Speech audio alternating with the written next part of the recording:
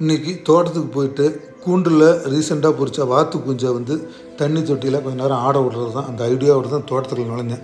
போனோடனே தண்ணி தொட்டியில் இருக்க பழைய தண்ணியெல்லாம் மாற்றிட்டு புதுசாக தண்ணி மாற்றிட்டு கூண்டில் இருக்க வாத்து குஞ்சை பிடிச்சி தண்ணி தொட்டியில் விட்டேன். அது பயத்தில் உடனே எட்டி குதிச்சிருச்சு. தோட்டத்தில் அங்கங்கே வந்து பார்த்திங்கன்னா வாத்துலாம் வந்து முட்டை விட்டுருந்தது.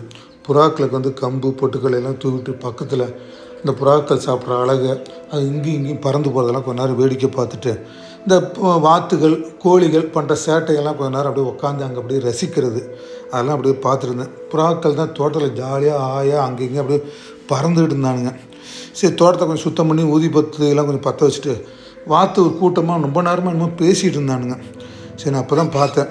சரி, வாத்து வந்து முட்டை விட்டு அடை வச்சுட்டு இருந்தது. நான் பக்கத்தில் போகிறப்ப முட்டையை வந்து அழுங்காமல் அந்த வாத்தை அப்படியே உள்ளே தள்ளிச்சு.